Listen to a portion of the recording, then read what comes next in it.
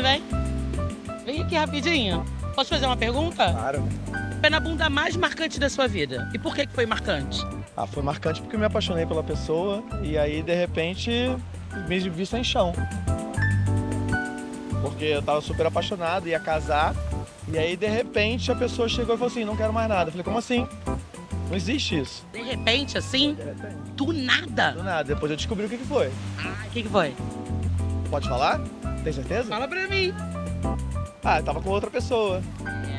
Qual foi o pé na bunda mais marcante da sua vida e por que foi tão marcante assim? Cara, pé na bunda, vamos ser sinceros. Tiveram alguns, né? Se puder... O mais marcante.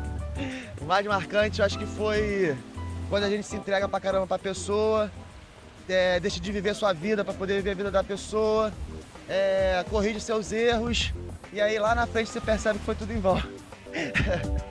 Eu acho que a pessoa não estava tão envolvida quanto eu, e aí eu fui, né, com o pé na porta, várias expectativas, né, mergulhando fundo. E quando eu vi a piscina era rasa, e aí me lasquei. E qual foi o aprendizado disso?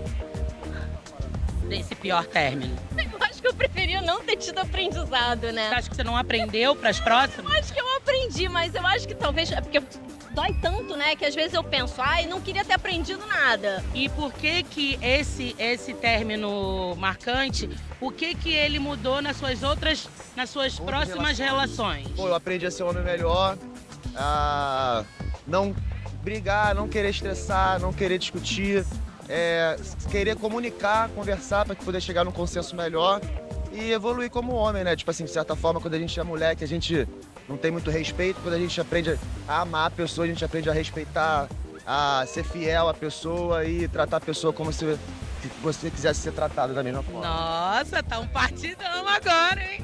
Pois é, agora fiquei alguns anos solteiros, só que agora conheci uma mulher muito maneira e ela tá dormindo na minha casa e agora corridão. E chegar em casa e acordar ela com um beijinho. Então vai. E café da manhã, certinho na Obrigada, valeu, bom te ver. Valeu, vai lá.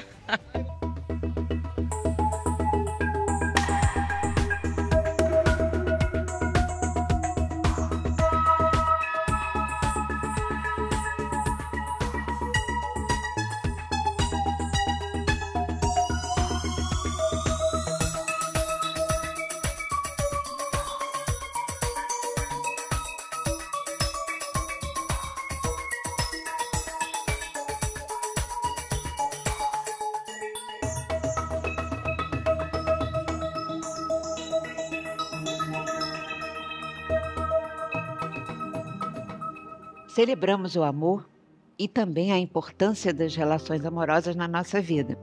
Mas a gente também sabe que aprender a se relacionar é um grande desafio, porque não nos ensinaram a como fazer isso. Entendemos que as relações amorosas seguem certas trajetórias, certas fases, e por isso nós pensamos numa pedagogia dos afetos 639. Te convidamos para rever a maneira como você tem vivido as suas relações e como tornar elas uma oportunidade de te conhecer melhor. E essa é a Revolução 639. O meu nome é Edson Drago. Meu nome é Sérgio Seixas. Eu sou Lígia Franklin de Oliveira.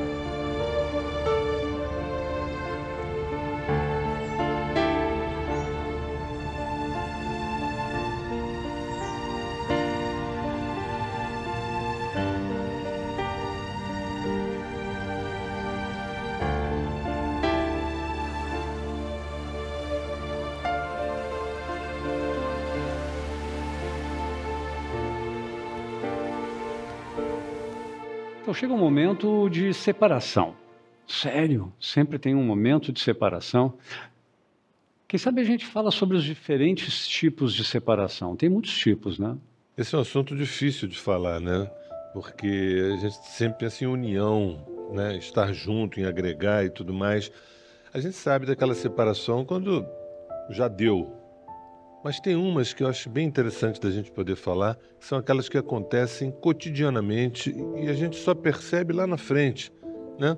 Uma transformação aqui, uma mudança ali, uma pequena morte comportamental de uma atitude que eu tinha aqui e lá na frente eu vou me tornando um outro ser humano. Na verdade, é necessário que aconteça isso em todas as relações, porque, como a gente já falou, a missão mais importante e linda do amor é exatamente promover as transformações dentro da gente para que a gente fique cada vez mais livre daquilo que dentro da gente nos atrapalha. Então, essas mortes diárias, porque o outro provocou uma coisa que aí eu senti, eu me transformei e aí eu cresci de alguma maneira, é o que faz o amor ficar vivo. Não cair na tal da rotina, porque você está sempre se renovando. Não tem rotina.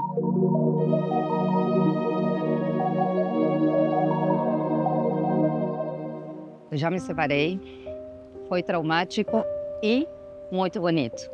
Acho que sim, foi muito traumático porque é muito dolorido, é aprender a morrer, é se desfazer em pedacinhos, é deixar tudo derrubar e voltar a nascer. E ao mesmo tempo é muito bonito porque você vai se descobrindo, vai descobrindo partes tuas que nem conhecia e vai descobrindo também que é possível se separar desde o amor. Mas tem uma coisa que sempre eu acho que é interessante a gente lembrar, que muitas vezes um casal se separa, ou mais de um casal, hoje em dia tem tantos tipos de relação, mas se separam, aí separados se trabalham em função do que viveram de maravilhoso e de muito difícil que levou à separação, e com isso eles se renovam e aí se encontram na frente novamente numa outra relação, porque eles se transformaram muito e agora eles são também outras pessoas, né? Então isso é muito legal. E não é tão fácil perceber quando é que uma relação de fato termina, quando é que um ciclo se encerra. A gente não tem, de um modo geral, a gente não tem uma pedagogia do adeus. A gente não sabe a potência que um verdadeiro adeus pode gerar na gente, né? Teve um filósofo no século XVIII, foi muito conhecido para todo mundo que estuda um pouco de filosofia, que chamava Hegel. E ele mesmo dizia que chega um certo momento em que alguns casais se convertem em estrangeiros um para o outro. Eu achei isso tão bonito, que as transformações vão fazendo com que a gente já não se reconheça, e na sua época ele disse, se transformam em estrangeiros. E isso não tem nenhum problema, isso não é um mal, pelo contrário, as pessoas foram se transformando, possivelmente de uma maneira muito positiva para elas, muitas vezes depois de um grande desafio, e a gente tem que ter a nobreza de entender que aquela relação nutriu essas duas pessoas por tanto tempo e foi tão positivo, foi tão desfrutável para a vida delas, que essa nobreza de saber quando é que termina, e que não tem regra, né? Não tem nunca uma regra, mas essa nobreza de saber quando termina e ser capaz de dar um adeus, como é que a gente chamava isso? Da potência do adeus? A própria sendo vivida, né? Por que é potência, então?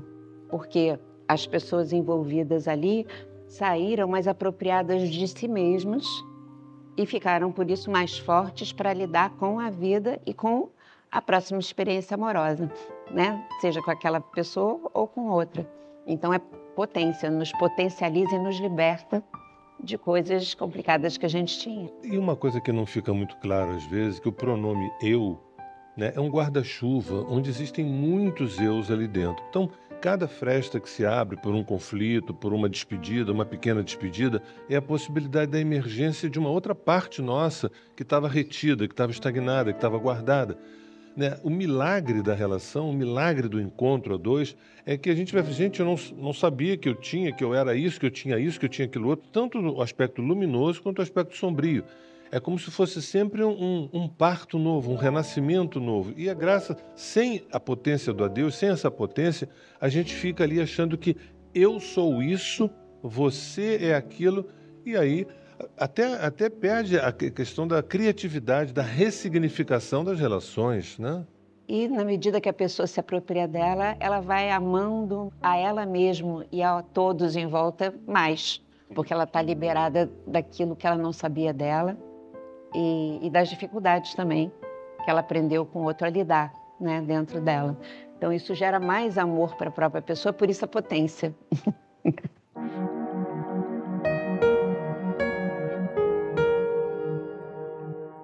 Você já tomou um pé na bunda? Pô, cara, que eu me lembre não. Nunca tomou um pé na bunda? Pé na bunda, assim, explicitamente não. É, tipo, ninguém nunca te trocou por outra pessoa? Porra, isso aí ao longo da vida, pô, acontece, mas eu não vejo isso como assim, um pé na bunda. Isso aí também acontece, não dá, acabou. É verdade. E quando isso aconteceu, como você falou que isso acontece com todo mundo, você acha que isso é bom para os próximos relacionamentos? Ah, cara, sempre é uma fonte de aprendizado. Absorver as coisas, né, que a vida te oferece e aprender com elas. E o que você tirou dessa experiência ruim? O que você tirou para as próximas experiências, assim? Tirei que agora eu quero me blindar um pouco pro amor, aprendi a me amar mais, ter amor próprio, sabe? Eu tô nessa fase. Eu acho que todas as minhas separações, quase todas, eu não tive muitas, as separações foram traumáticas, porque eu tinha essa ilusão, esse castelo construído no céu que não existia, e eu insistia. E eu acho que a cada relacionamento que a gente vive, mesmo nas coisas que são... óbvio, todos eles têm coisas boas, né?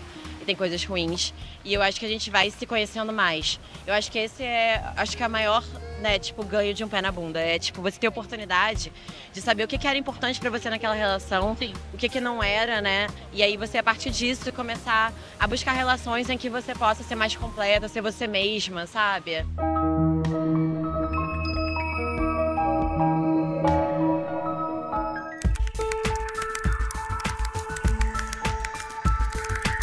Cartas e confissões. Passei a noite em claro, pensando muito antes de te mandar essa mensagem. Nossa relação é ótima. Não discutimos, mas sinto que me falta algo. Você é maravilhoso. Falei disso na minha terapia. Eu não posso ficar na minha zona de conforto.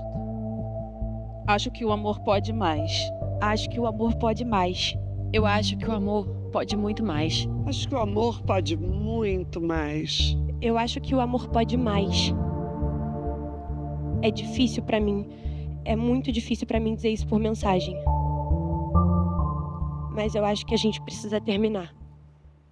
Então, uma frase me chamou a atenção: o amor pode mais. O amor pode mais. Isso é uma espécie de um mantra que a gente poderia repetir do coração, a partir do coração, todos os dias, a gente estando ou não acompanhados, porque o amor é o objetivo final, o amor é o processo, é o caminho e ao mesmo tempo é a chegada, né? Então, quando a gente tem um projeto para o outro na nossa vida, o amor às vezes pode escapulir, pode fugir.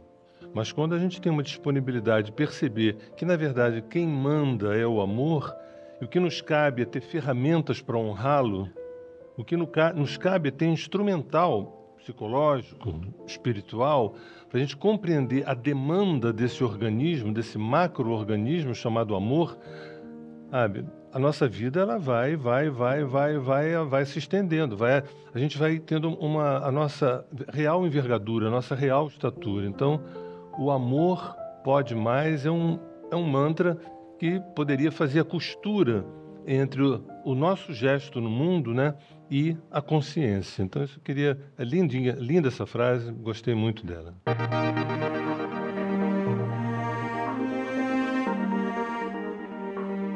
Carta de Fernanda Lagoeiro. Amor também é o que fica. Na Escócia, meu destino se cruzou novamente com o de Robert, um britânico que havia conhecido em São Paulo 3 anos antes. Em Londres, passamos 15 dias mágicos, repletos de conversas profundas e risadas intermináveis. Mas a realidade nos arrancou um do outro quando retornei ao Brasil. Agora sei que ele está em outro relacionamento, e eu guardo com carinho as lembranças do nosso breve, porém intenso, amor. Essa experiência me ensinou sobre respeito, limites e o significado do amor verdadeiro. Embora, às vezes, me pegue pensando que poderia ter sido. Sou grata por tudo que vivemos e pelas marcas profundas que esse amor deixou em meu coração.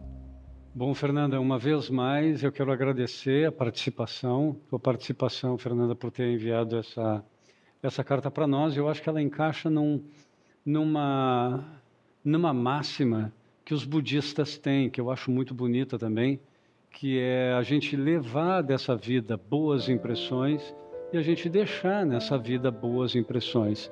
Eu não vejo uma impressão melhor que não seja uma impressão amorosa. E eu acho que essa relação, essa oportunidade é uma oportunidade de deixar e levar uma impressão amorosa. Eu valorizo muito, eu fico feliz que tenha sido aproveitada essa oportunidade. Eu acho que talvez o ponto mais importante nesse caso aqui vai ter sido esse. E mais, eu acho que essas impressões elas vão ficando acumuladas na gente e a qualidade da nossa experiência amorosa vai crescendo com o tempo. Quanto mais experiências amorosas desse tipo a gente vai tendo. E aí aquele nosso desejo culturalmente tão enaltecido que é a duração de uma relação amorosa, muitas vezes não é o mais importante. Eu acho que esse foi um grande exemplo disso. Eu acho que essa carta da Fernanda traz um assunto sobre o amor que eu adoro, que é a gente perceber que o outro é um mensageiro da nossa alma, trazendo a notícia que a gente tem muito amor dentro da gente para compartilhar, que a presença do outro é importante, mas aquilo tudo está aqui dentro, é dela. E tudo isso que ela viveu faz parte da história dela e o que ela sente, essa qualidade de amor que ela viveu é dela e que esses mensageiros chegam exatamente para isso. É como se a gente fosse sendo preparado ou preparados para viver o amor cada vez mais oitavado, cada vez numa dimensão mais profunda. Né? E aí são as próprias histórias de amor passadas que nos ensinam a isso. Se a gente tiver olhos e coração para sentir, para ver e não ficar preso só na decepção ou na tristeza que acabou. Então, eu acho que é isso. E se me perguntam qual é a missão do ser humano, eu diria, olha, para mim a missão do ser humano é uma apenas, reaprender a amar. Tudo que a gente vive em todas as áreas da nossa vida é uma tentativa de reaprender a amar. Essa, pelo menos, é a minha visão, a nossa visão.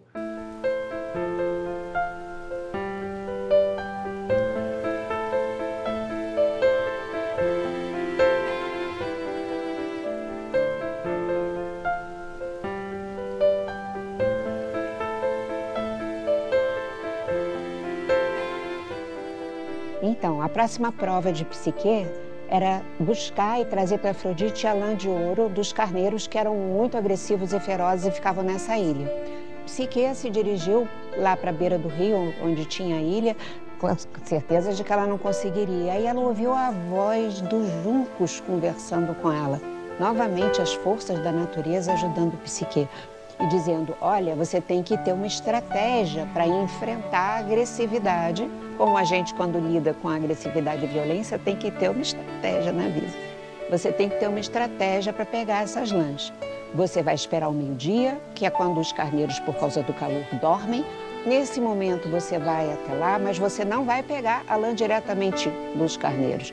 Muitas vezes na vida a gente não pode enfrentar a agressividade de alguém diretamente. E é isso que o mito ensina.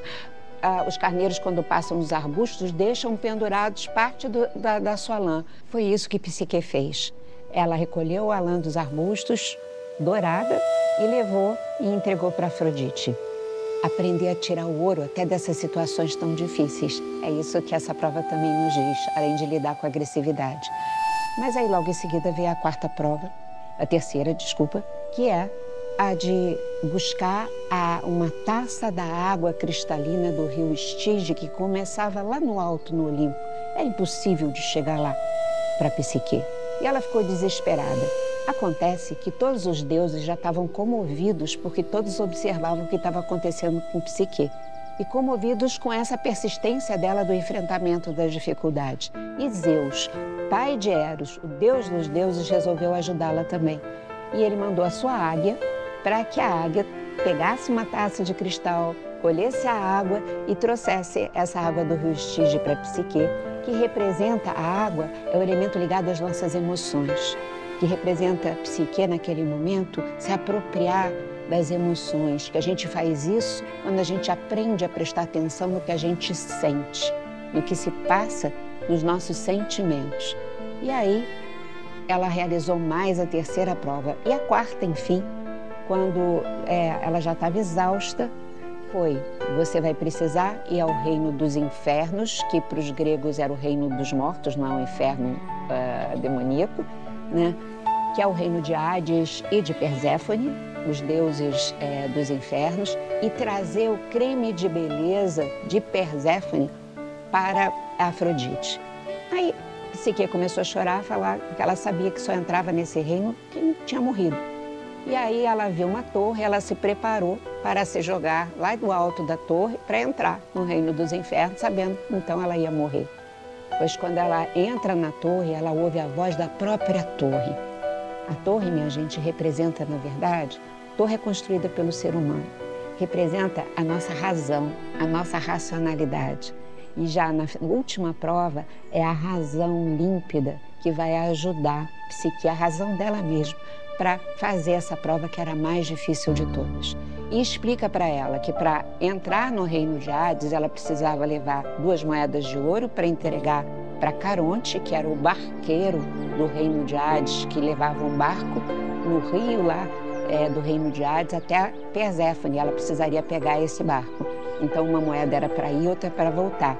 Mas ela precisaria também levar 3 ou 4 bolos com ela de mel com papoulas para que ela desse para Cérbero, que era um cão de 3 cabeças muito feroz. Ela teria que passar por eles e o que ela deveria fazer? Jogar um pedaço desses bolos, tanto na ida quanto na volta, que enquanto Cérbero com as 3 cabeças estivesse comendo o bolo e logo depois dormisse, ela passaria tanto na ida como na volta.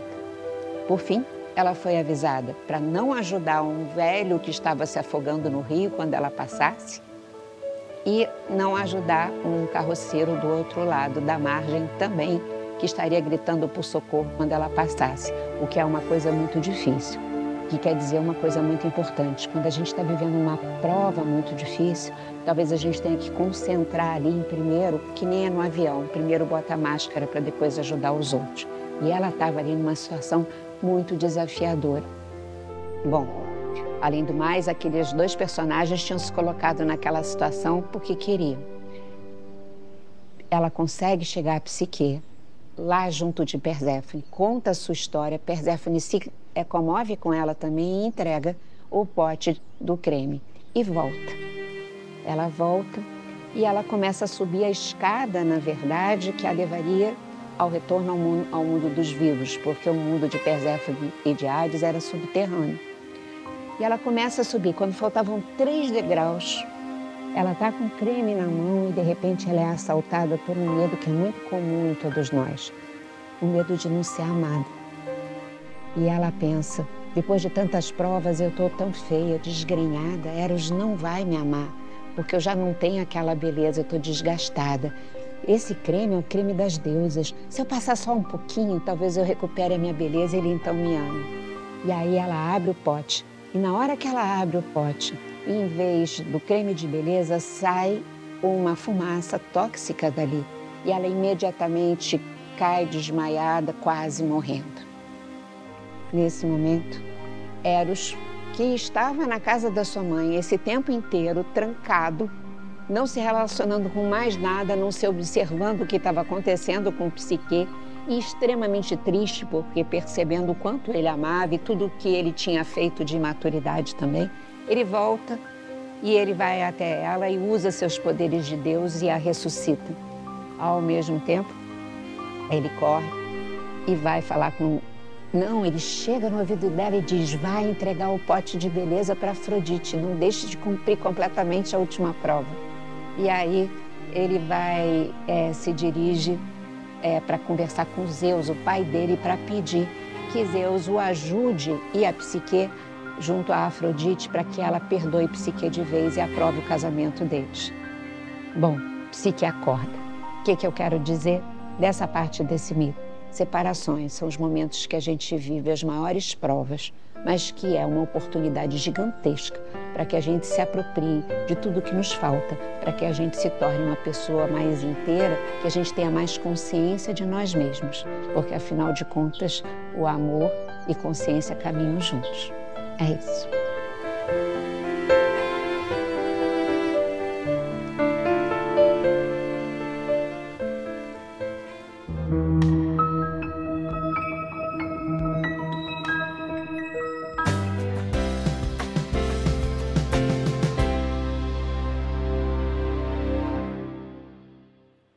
Com quantas despedidas se constrói um novo encontro ou um reencontro?